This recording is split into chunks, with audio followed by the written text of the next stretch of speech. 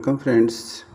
आज हम लोग चर्चा करने जा रहे हैं कि वैसे अभ्यर्थी जिन्होंने बहुत सारी परीक्षाओं की तैयारी कर रहे थे, प्रतियोगिता परीक्षाओं की, जिससे कि उनकी नौकरी संबंधित जो जीवन की आगे की समस्याएं उसका समाधान हो सके।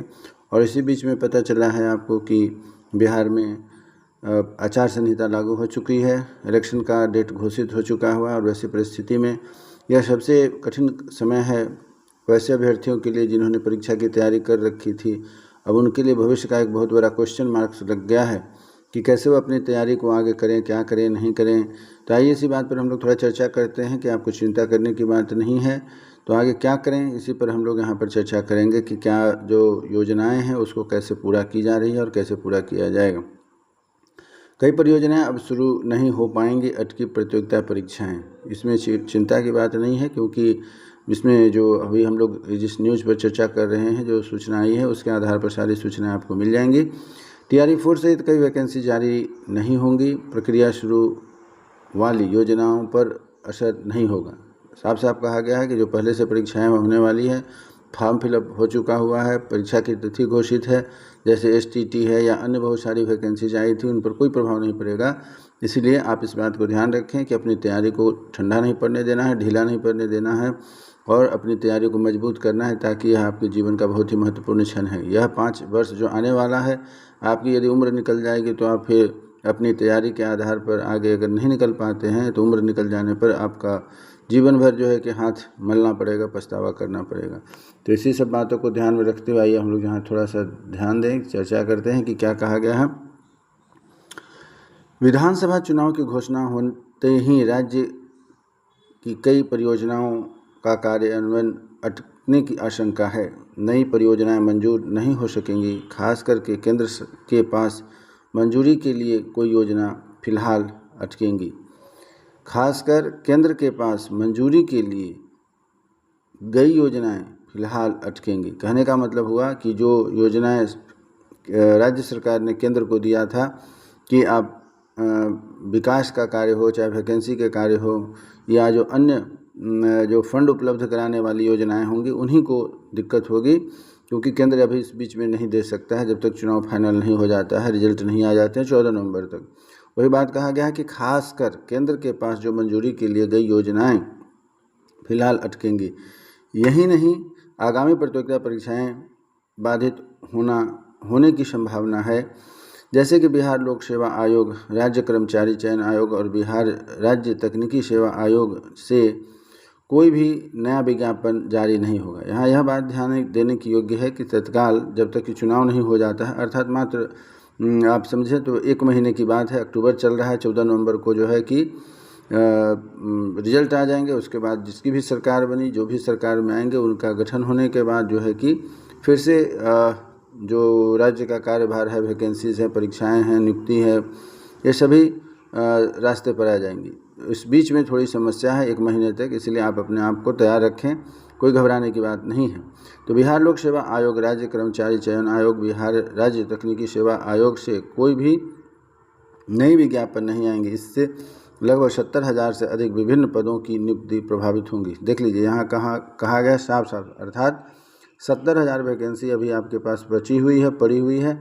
इसलिए आप तैयारी को करते रहें, तैयारी से रुके नहीं, क्योंकि जब भी वैकेंसी आएगी आप इसके लिए एलिजिबल हैं तो आपको निश्चित रूप से चांस मिलेगा, मौका मिलेगा। इसीलिए आप अपनी तैयारी को ढीला नहीं करें, ठंडा नहीं पड़ने दें।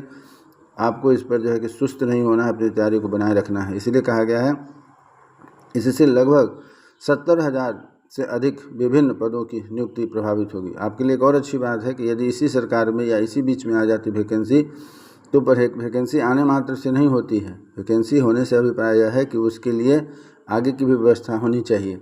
तो जो नई योजनाएं आएंगी, नई सरकार आएगी, उसके पास लगभग तुरंत में 70,000 विभिन्न पदों पर वैकेंसियाँ हैं।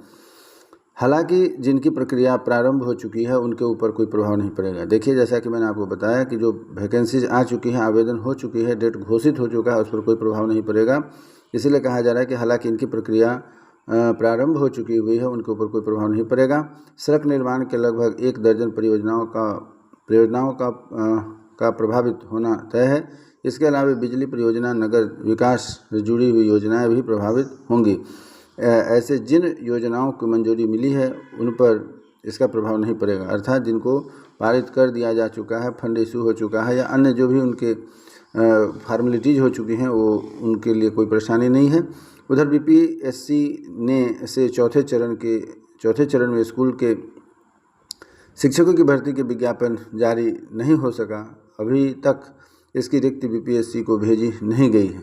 अब यह आप जान लीजिए कि जो नियुक्ति के लिए जो TR4 की हम लोग इंतज़ार कर रहे थे उसका नहीं हो सका। उसका कारण है कि जिलों से उनके पास नियुक्ति नहीं जा सकी है, स्कूल से जिला तक जाता है, जिला से फिर जो है कि आगे जो हमारा हेड है पटना वहाँ तक जाता है विभाग को, बीपीएससी के पास वह नहीं जा सकी हुई है। अभी तक इसकी रिक्ति बीपीएससी को नहीं भेजी गई है। इसी तरह TRE4 से संभावित वैकेंसी 27,000 बताई जा रही है, अर्थात आप देख लीजिए पीछे 70,000 और इधर 27,000, कुल मिलाकर के 97,000 जो है कि अभी वैकेंसी आनी बाकी है। इसी प्रकार राज्य के लगभग 4,500 पुस्तकालय अध्यक्षों की नियुक्ति भी बाकी है। शिक्षा विभाग ने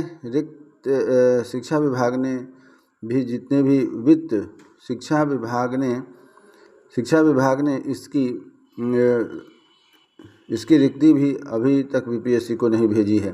बीपीएससी के आधिकारिक सूत्रों के अनुसार पहले से कोई परीक्षा निर्धारित नहीं है, इसलिए आयोग का काम प्रभावित नहीं होगा, अर्थात जैसे ही वैकेंसी आएगी तुरंत इसकी परीक्षाएं हो जाएंगी और रिजल्ट भी आ जाएगा। होता है क्या कि यदि ज़रूरत से ज़्यादा यदि पहले से प्लानिंग सेट होती है, वैकेंसी होती है, तो उसमें बीपीएससी को भी समस्या होती है। लेकिन अभी फ़िलहाल बीपीएससी के पास कोई आगे का प्रोग्राम शेड्यूल नहीं है। यही बात यहाँ कही जा रही है कि बीपीएससी के आधिकारिक सूत्रों के अनुसार नई परीक्षाएं निर्धारित नहीं हैं, इसलिए आयोग का काम प्रभावित नहीं होगा और इस दौरान कोई भी नई वैकेंसी जारी नहीं हो सकेगी। तो इस प्रकार आप देख रहे हैं कि किस तरीके से आपका जो वैकेंसी है थोड़ी कुछ दिनों के लिए जो है कि टल गई है, इसलिए आप अपने तैयारी को कमज़ोर ना करें।